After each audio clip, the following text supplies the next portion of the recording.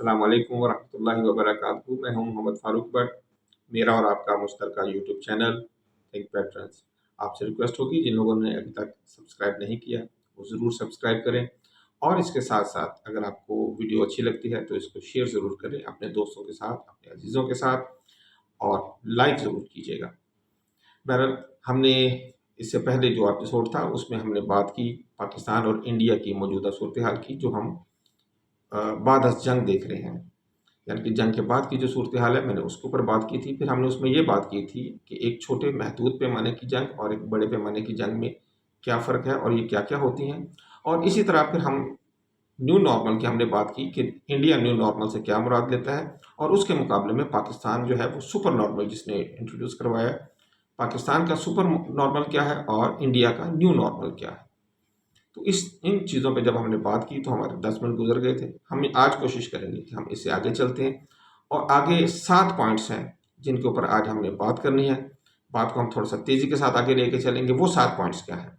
पहला पॉइंट ये है, थ्रेट। दोनों ममालिक को क्या थ्रेट है? नंबर 2, दोनों ममालिक की कैपेबिलिटीज़ क्या हैं? नंबर 3, दोनों के पास प्लेटफॉर्म्स क्या हैं, उनमें क्या बेहतरी लेके आ रहे हैं? फिर दोनों ममालिक में वार कॉन्सेप्ट्स क्या हैं? फिर नंबर 5, ट्रेनिंग के हवाले से हम बात करेंगे, फाइनेंसिंग के हवाले से नंबर 6, और नंबर 7, अगर कल को जंग होती है तो अपनी स्ट्राइक कोर को आगे सरहदों तक लाने के लिए किस मुल्क को कितना टाइम दरकार है और उसकी क्या अहमियत है। तो चलिए हम स्टार्ट करते हैं सबसे पहले थ्रेट से। इंडिया को जो थ्रेट हैं वो दो तरह की हैं, जो लोकल भी हैं और आउटसाइड से भी। ज़ाहिर है एक्सटर्नल तो वही है जो पाकिस्तान और चाइना है, और पाकिस्तान और चाइना अब इस वक्त एक ही लफ्ज़ है। पाकिस्तान और चाइना एक ही लफ्ज़ हो गया, यानी कि इंडिया को पाकिस्तान से अगर थ्रेट है तो चाइना से थ्रेट है, और चाइना से थ्रेट है तो पाकिस्तान से थ्रेट है। इसमें अब कोई फ़र्क नहीं रह गया। और लोकल थ्रेट की बात यह कि अगर पाकिस्तान के साथ ये अपना लड़ाई करता है तो उस सूरत में इसको अपनी सप्लाई चेन को मेंटेन करने के लिए जो प्रॉब्लम दरपेश आ सकती हैं वो कश्मीर के मुजाहिदीन की वजह से, और इसी तरह मशरकी पंजाब में खालिस्तान के हामी की वजह से इसे प्रॉब्लम फेस करनी पड़ सकती है। ऑन द अदर हैंड, अगर हम पाकिस्तान की तरफ आएँ तो एक्सटर्नल थ्रेट इंडिया है, और इंडिया के साथ किसी हद तक इसराइल भी जुड़ा हुआ है। और अगर हम इंटरनल थ्रेट की बात करें तो पाकिस्तान को टीटीपी, जिसको फितरतुल ख्वारिज कहते हैं, और इसी तरह फितरतुल हिंदुस्तान बीएलए से जो है वो खतरा है। लेकिन पाकिस्तान को सप्लाई चेन का इन दोनों के साथ कोई प्रॉब्लम नहीं है, जो इंडिया को खालिस्तान के लोगों के साथ और कश्मीर के लोगों के साथ प्रॉब्लम है। हम आगे चलते हैं, कैपेबिलिटीज और इनके प्लेटफॉर्म्स।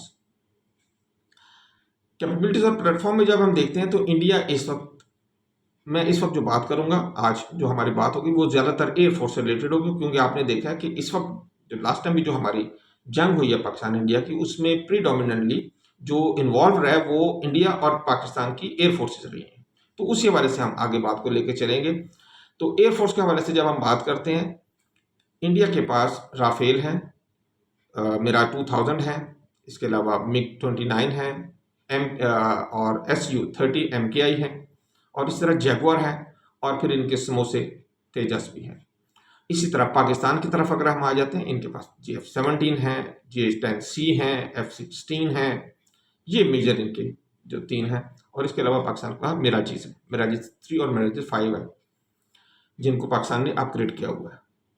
अब इन दोनों ने जो अपने आने वाले दौर में जो अपनी चीज़ों को बेहतर करना चाह रहे हैं, जो प्लेटफॉर्म नए इंट्रोड्यूस करना चाह रहे हैं, अगर हम इंडिया की पहले बात करें तो इंडिया को फिलहाल तो ये समझ नहीं आ रही है कि हम F-35 की तरफ जाएं या हम SU-57 की तरफ जाएं, क्योंकि दोनों 5th जनरेशन के तैयारे हैं, लेकिन दोनों की उसे समझ नहीं आ रही है। और ये पिछले 1 साल से एज ए पिंग पोंग लगा हुआ है, कभी एक तरफ चला जाता है, कभी दूसरी तरफ चला जाता है। कभी ये पता लगता है कि अमेरिका उसे दे रहा है या नहीं दे रहा है, कभी रशिया उसे कहता है कि आप मेरे से ले लो, और रशिया की तरफ नहीं मूव करता। अब देखते हैं कि वो F-35 की तरफ जाता है या SU-57 की तरफ जाता है। बहरहाल दोनों ही अच्छे प्लेटफॉर्म्स हैं, ये जिसकी तरफ भी जाता है। लेकिन प्रॉब्लम ये है कि जो अगर SU-57 लेता है तो उसके पास फिर भी कुछ ना कुछ इकोसिस्टम यहाँ पे अवेलेबल है जिसमें वो एडजस्ट हो जाएगा।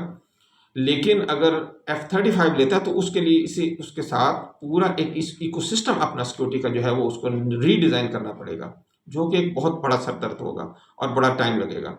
और अभी उसने कहा कि मैं एम का बनाने जा रहा हूँ, तो एम का बनाने के लिए तो भाई कम से कम अगर से 10 से 12 साल उसे चाहिए, कम से कम उसकी डिज़ाइनिंग में और उसको प्रोटोटाइप बनाने के लिए, और उसमें उसे बहुत टाइम लगेगा। ऑन दी अदर हैंड हम पाकिस्तान की तरफ आते हैं, तो पाकिस्तान बहुत जल्द अपने बेड़े में शामिल करने जा रहा है J-35, जो कि उम्मीद है कि अगस्त से इसकी इंडक्शन स्टार्ट हो जाएगी। कुछ लोग अगस्त कहते हैं, कुछ लोग दिसंबर और जनवरी की बात करते हैं। अब देखते हैं ये कब ये होती है इंडक्शन। पाकिस्तान शुरू में 40 तैयारे लेगा J-35 के, और इसके साथ साथ पाकिस्तान जो है MQ-19 सिस्टम भी जो है वो एंटी मिसाइल और एंटी डिफेंस सिस्टम जो है वो ले रहा है। और पहले MQ-9 है, ये उससे बहुत बेहतर एक सिस्टम है। MQ-9 आप जानते हैं वो S-300 या S-400 के मुकाबले का सिस्टम है, जो 300 से 400 किलोमीटर तक के रेंज में मुख्तलिफ हथियारों को और मिसाइल्स को और ड्रोन्स को निशाना बनाता है और उनको उनकी निशानदेही करता है। दूसरी तरफ जब हम MQ-19 की बात करते हैं तो इसकी रेंज बहुत बड़ी है, ये 2000 किलोमीटर तक की रेंज पे काम करता है। ये अमेरिका के थर्ड सिस्टम के मुकाबले का एक सिस्टम है। इसके अलावा पाकिस्तान अब बेडू, जो इनका GPS सिस्टम है, जो सैटेलाइट कम्युनिकेशन का सिस्टम है, ग्लोबल पोजीशन सिस्टम के हवाले से चाइना का, अब उसको भी साथ के साथ में यूज़ करना शुरू कर दिया। पाकिस्तान डेटा लिंक 17 के साथ भी अटैच है, लिंक 17 के साथ एक अटैच है, जो कि एक बहुत शानदार और स्ट्रेटेजिक लेवल का एक लिंक है। और इसी तरह पाकिस्तान यागोन सैटेलाइट के साथ भी लिंक हासिल कर चुका है। यही वजह है कि साइबर स्पेस वार में, इलेक्ट्रॉनिक वारफेयर में, स्पेशली इलेक्ट्रोमैग्नेटिक स्पेक्ट्रम के हवाले से, जिसमें माइक्रोवेव की भी शामिल है और जिसमें रेडियो वेव भी शामिल है, इन दोनों के हवाले से पाकिस्तान जो है वो अपने आप को बहुत मजबूत करता जा रहा है।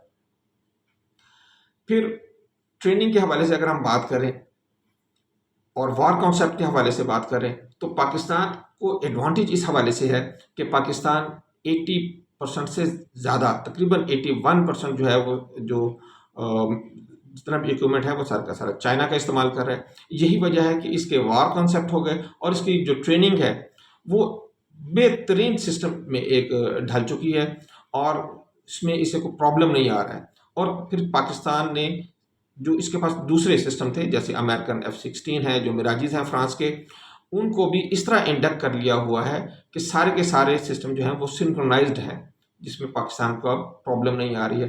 पाकिस्तान चाइना के साथ पिछले 4 साल से शाहीन एक्सरसाइज में भी इन्वॉल्व है, जिसकी वजह से पाकिस्तान न सिर्फ ये कि J-10C, J-F-17 बल्कि J-35 की जो ट्रेनिंग है वो भी बहुत हद तक कंप्लीट कर चुका है।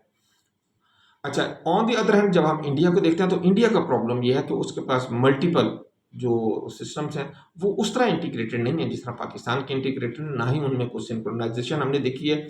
और यही वजह है कि इस जंग में उसे बहुत बुरी तरह खिफत का सामना करना पड़ा है और शिकस्त का सामना करना पड़ा है। मेराजीज और राफेल जो हैं वो फ्रांस से हैं। इसी तरह जब हम SU-30 MKI की बात करते हैं, MiG-29 की बात करते हैं, तो ये इसके पास रशिया के हैं। जैगुआर्स की बात करते हैं तो वो इसके पास बरतानिया से इसने लिए हुए हैं।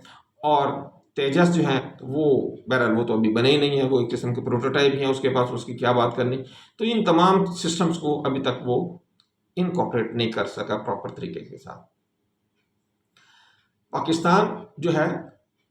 और फिर ट्रेनिंग के हवाले से हम जो अगली बात करते हैं, इस वक्त जो पायलट टू एयरक्राफ्ट रेशियो है वो इंडिया की 1.5 है, जबकि पाकिस्तान की ये 2.5 है। ये भी पाकिस्तान को बहुत बड़ा एडवांटेज है इस हवाले से। अच्छा, फिर हम बात करेंगे कि how to do fast army mobilisation, यानी कि कितनी जल्दी हम आर्मी की मोबिलाइजेशन कर सकते हैं, स्पेशली स्ट्राइक फोर्स की, और उसको हम अपने फ्रंट के ऊपर लेके आ सकते हैं ताकि हम दुश्मन का मुकाबला कर सकें। उसमें पाकिस्तान और इंडिया का क्या मुकाबला है? इस हवाले से जब हम पाकिस्तान और इंडिया के मुकाबला करते हैं तो उसमें हमें सबसे पहले जो चीज़ नज़र आती है पाकिस्तान का जोग्राफिया। पाकिस्तान का जोग्राफिया इलोंगेटेड है, यानी कि एक लंबाई में है और इसको चढ़ाई कम है। यही वजह है कि पाकिस्तान 24 से 48 घंटों के अंदर अंदर जहाँ भी इसको ज़रूरत पड़ती है, जहाँ भी ये ज़रूरत महसूस करता है, ये अपने स्ट्राइक फोर्स को फौरी तौर पर वहाँ पे पहुँचा सकता है और उनको उनकी पोजीशंस के ऊपर खड़ा कर सकता है। ऑन दी अदर हैंड जोग्राफियाई हवाले से देखें, इसका क्योंकि साइज़ इंडिया का बहुत बड़ा है और बड़ा डीप है, बड़ी दूर तक है, और इसको मोबिलाइजेशन करनी पड़ती है अपना बांग्लादेश की तरफ भी अपनी फौजों की, उधर चाइना की तरफ भी अपनी फौजों की मोबिलाइजेशन करनी पड़ती है। तो यही वजह है कि इसकी फौजें हर वक्त बिखरी रहती हैं, और अगर इसे पाकिस्तान के साथ लड़ाई करनी पड़े तो उस सूरत में इसे उन फ्रंट से फौजों को इधर जो है वो मुंतकिल करना पड़ता है, जिसके लिए इसे बाज़ औक़ात 1 से 2 हफ्ते लग जाते हैं। और इस दौरान पाकिस्तान जो है वो अपनी ज़्यादा बेहतर पोजीशन जो है वो अडॉप्ट कर चुका होता है, और फिर अगर वो अपनी स्ट्राइक फोर्स को वहाँ से सबको इधर मूव करता है तो पीछे फिर उसे जो इंडिया और जो बांग्लादेश का जो बॉर्डर है वहाँ पे अलग से खतरात का सामना रहता है। तो ये बहरहाल हमारी आज तक की एक सिचुएशन थी जो मैंने डिस्कस की है आपके साथ। इंशाल्लाह कल हम इससे आगे बात करेंगे, और इससे आगे जो आने वाला फ्यूचर है पाकिस्तान और भारत की जंग के हवाले से हम इंशाल्लाह उसके ऊपर बात करेंगे। अस्सलामु अलैकुम वरहमतुल्लाहि वबरकातुहू।